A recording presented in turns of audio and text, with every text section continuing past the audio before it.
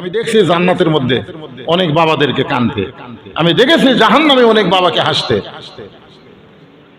আল্লাহ রাসূল বলতেছেন আমি জান্নাতের মধ্যে দেখলাম অনেক বাবা কাঁদতেছে, আমি দেখলাম জাহান্নামে অনেক বাবা হাসতেছে। তো রাসূল তো দেখে আশ্চর্য হয়ে জিবরাইলকে বললেন, ভাই জিবরাইল, এরা জাহান্নামের মধ্যে হাসে কেন? তো জাহান্নামের মধ্যে হাসার কারণ হলো এই বাবারা পাপ করে জাহান্নামে হয়েছে, কিন্তু এদের সন্তানগুলো এত ভালো, 5 ওয়াক্ত নামাজ পড়ে, রব্বির হামহুমা কামা রব্বায়ানি সগীরা বলে, সপ্তাহে শুক্রবার দিন সকালবেলা বাবার কবরের পাশে গিয়ে কান্দে। তা আল্লাহ বলতেছে তুই তো তোর আমল নিয়ে জাহান্নামে হলে কি হবে, তোর সন্তানের নেক আমল তোর আমল নামায় জমা হচ্ছে, অতি সত্বর আমি আল্লাহ তোকে জাহান্নাম থেকে জান্নাত দিয়ে দিব। সন্তানের কারণে জাহান্নামী বাবাকে আল্লাহ জান্নাত দিবে, রাসূল বলেছেন। আবার জান্নাতে কাঁদতেছে কেন? বলে ওই লোকটাই নেক আমল করে জান্নাতি হয়েছে, কিন্তু ওর সন্তান এত খারাপ, সারাদিন খালি মোবাইল দেখে, 1 ওয়াক্ত নামাজ পড়ে না, মাঝে মধ্যে সিগারেট টিগারেট খায়, গাঁজাও খায়, দুষ্টামি করে, লাইন মারে, মিস কল ধরে। এই আল্লাহ বলতেছে এই তুই তো নেক আমল করে জান্নাতি, কিন্তু তোর বেটার কারণে, তোর মেয়ের কারণে, তোর মেয়ে বেপরদা হয়ে লাইন মারতেছে, এই মেয়ে আর ছেলের কারণে আমি আল্লাহ অতি সত্বর তোকে জাহান্নাম দিব, তোর পাওয়া জান্নাত তুই হারাবি তোর সন্তানের কারণে। এই জন্য আল্লাহ বলেছেন ইন্নামা আমওয়ালুকুম আওলাদুকুম ফিতনা, নিশ্চয় তোমাদের সম্পদ আর সন্তান হলো তোমাদের সবচাইতে বড় বিপদের কারণ। সবচাইতে বড় বিপদ হচ্ছে আপনার সম্পদ আর সন্তান। আজকে সম্পদের কারণে আমরা যাকাত দেই না, দান করি না, 3 তলা 4 তলা করবার চাই, মাজার লাঠি দিয়ে উপর দিকে তাকাচ্ছে মুরব্বী। কি দেখেন মুরব্বী কয় ভিত দিছি 7 তলা 6 তলা হচ্ছে, আর 1 টাকা কমপ্লিট করে যদি মরে করি জীবন সার্থক। দেখছেন পাগলা, 7 তলার ভিত দিছে, 6 তলা হচ্ছে, আর 1 তলা উপর ইনকে মাথা কাজ করে দেখতেছে, আর বলতেছে আর 1টা তলা কমপ্লিট হলে মরলেও শান্তি। আপনারা বলেন তো এই মাথা ঠিক আছে? মাথা ঠিক আছে? সম্পদ পাগল বানাইয়া দিছে, দুনিয়ার পাগল বানাইয়া দিছে। তারাশের বাড়ি আর পছন্দ হয় না, আপনার এই ও ওয়াসিনের বাড়ি পছন্দ হয় না, তারাশে বাড়ি করছে, তারাশে বাড়ি করে টেকার গরম কিন্তু সিরাজগঞ্জে বাসা করা লাগবে। সিরাজগঞ্জে বাসা করছে, করার পরে কয় না আবার টেকা যখন এত কামাই করছি করি ঢাকাতে একটা বাসা করি। ঢাকাতে একটা বাসা করছে, করার পরে জনগণকে বলতেছে ভাই আমার জীবন সার্থক করে, আর কোনো টেনশন নাই, ঢাকার বাসা করছে। এখন মাই করি না ঢাকার যাচ্ছে, এই যে বাসা 6 তলা বাসা চকচক করতেছে, টাইস টুইস লাগাচ্ছে। এখন গাড়ির থেকে নামে যে বাসার দিকে পা দিছে, আজরাইল সামনে দাঁড়ায় বলতেছে চ যাই, চ যাই। তখন বলতেছে তুই কে ভাই? বলে আমার নাম আজরাইল রে। হায় হায় হায় হায় হায়, আল্লাহ বলেছেন কোরআনে, আল্লাহ বলেছেন আনফিকু মিম্মা রাযাকনাকুম মিন ক্বাবলি আন ইয়াতি আহাদাকুমুল মাউত ফায়াকুলা রাব্বি লাউলা আখখারতানি ইলা আযালিন করিব। আজরাইল এত তাড়াতাড়ি আমার মৃত্যু হবে আমি খেয়ালই করিনি ভাই, আমি খালি দুনিয়ার বাড়ি বানাছি রে।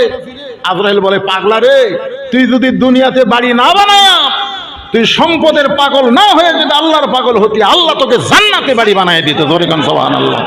দুনিয়াতে বাড়ি বানালি কিন্তু তোর ভাগ্য নাই রে, তুই খালি দৌড়াদৌড়ি করছিস, তুই জানিস না মুসাফির। এই পাগলা তুই জানিস না মুসাফির? তুই এসেছিস যাওয়ার টিকিট কাটা, তুই রিটার্ন টিকিট কাটছিস, তোর মনে নাই তোকে যাওয়া লাগবে, সো এখন যাই। তখন বলতেছে ভাই আজরাইল খালি 1টা বছর হোক টাইম দাও ভাই, এই বাড়িঘর সব বাদ দিয়ে কাকরাইল মসজিদে ঢুকবো, এই বাড়িঘর সব বাদ দিয়ে মসজিদ ঢুকবো ভাই, খালি নামাজ খালি নামাজ, খালি 1টা বছর সময় দাও। তখন আজরাইল বাম হাতে মারবি চ, সময় দেওয়ার মালিক আমি। ওয়াল আসর, আল্লাহ সময়ের কসম করে বলতেছেন তোমাকে যে সময় দিয়েছি সেই সময়ের তুমি দাম দাও, সেই সময়ের তুমি গুরুত্ব দাও। আজকে যে দিন আমাদের হায়াত থেকে চলে গেছে, আজকে যে রাত আমাদের হায়াত থেকে চলে গেছে, আমরা প্রত্যেকটা ধাপে ধাপে সূর্য উদয় থেকে সূর্য অস্তের দিকে চলে যাচ্ছি। খেয়াল করে দেখেন আমার হায়াত আজকের দিন আছে, আজকের দিন আছে, আজকে রাত থাকবে। তাহলে আমার 50 বছর হায়াতের, 100 বছর হায়াতের, 60 বছর হায়াতের আমি তো একটা দিন শেষ করে দিলাম। এই জন্য আল্লাহ সময়ের কসম করে বলতেছে সময় অত্যন্ত গুরুত্বপূর্ণ বিষয়। মেয়েদের জন্য পর্দা। আলী বললেন থাম, তুই তো বাইরে খেলাধুলা করতেছিলি বাবা, তুই কেন তোর মায়ের ঘরের দরজায়?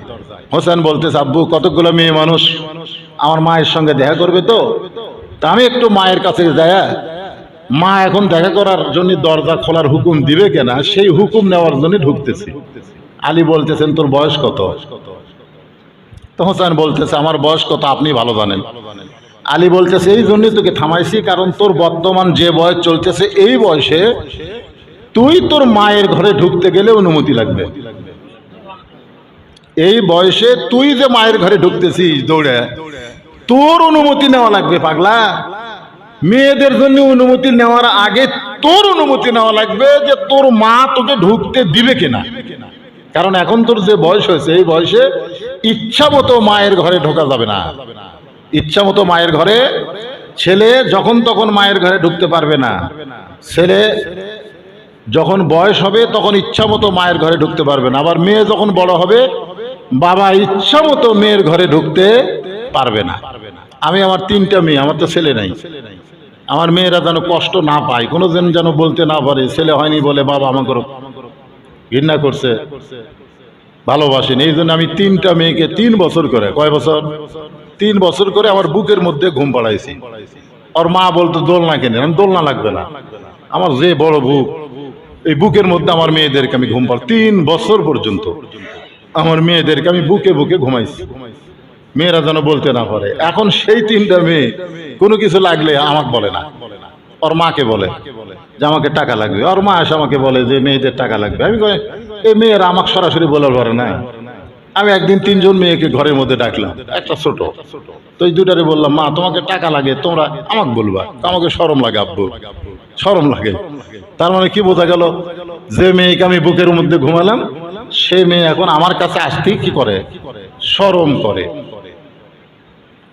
জোহরের নামাজ পড়ে রাসূল কাছে ফাতেমার দরজায়, মা ফাতেমার দরজা খোলা, আমি তোমার চেহারা একটু দেখবো। ফাতেমা বলতেছে আব্বা ফেরত যান, এখন দরজা খোলা যাবে না। রাসূল ফেরত আসলেন, আসরের নামাজের পর আবার রাসূল গেলেন, ফাতেমার দরজা খোলা, আমি তোমার চেহারা একটু দেখতে চাই। ফাতেমার দরজাতে সে কান্দে আর বলে বাবা আপনি বোঝেন না, যখন তখন আমার দরজা আসেন, এমন একটা পোশাক আমার শরীরে আছে, নিচের দিকে ঢাকলে উপরে বের হয়ে যায়, উপর দিকে ঢাকলে নিচে বের হয়ে যায়। বাবা মেহেরবানি করে আপনি ফেরত যান বাবা, আমি আপনার জন্য দরজা খুলতে পারবো না। সঙ্গে সঙ্গে আল্লাহ রাসূল গায়ের চাদর টান দিলেন, ওই চাদরটা জানলা দিয়ে ফাতেমাকে দিলেন। ফাতেমা চাদর পরে রাসূলের সামনে দাঁড়ালেন। আল্লাহ রাসূল তাকায় দেখে ফাতেমা মাটির দিকে মুখ করে কাঁদতেছে। রাসূল বলে ফাতেমা কান্দিস না, 33 বার সুবহানাল্লাহ, 33 বার আলহামদুলিল্লাহ, 34 বার আল্লাহু আকবার আমল কর। এই দুনিয়াতে আল্লাহ তোকে কষ্ট দিয়েছে, অভাব দিয়েছে, আখিরাতে আল্লাহ তোকে 8টা জান্নাত দিয়ে দিবে। দেখেন সেই হযরত আলী হোসেনকে থামাই দিয়ে ফাতেমার ঘরে ঢুকতেছেন, ছেলেকে বলতেছেন বাবা তুমি আমার কোরআন শরীফ ধরো, এটা আপনাদের জন্য সবার জন্য বলতেছি। 4 বছরের হোসেনকে হযরত আলী বললেন কোরআন শরীফ ধরো। হোসেন বললেন দেন, ও আমিলুস সলিহা, নেক আমল। আপনার ছেলেকে যদি ভালো করতে চান মোবাইল ধরার আগে কোরআন শরীফ ধরান।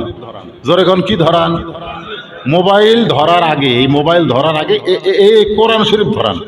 এই কোরআন শরীফ ধরবার গেলে তার 1 নম্বর যোগ্যতা হলো লা ইয়ামুসসু ইল্লাল মুতাহহারুন, সে স্পর্শই করতে পারবে না অপবিত্র অবস্থায় আল্লাহর কোরআন। জোরে কোন সুবহানাল্লাহ।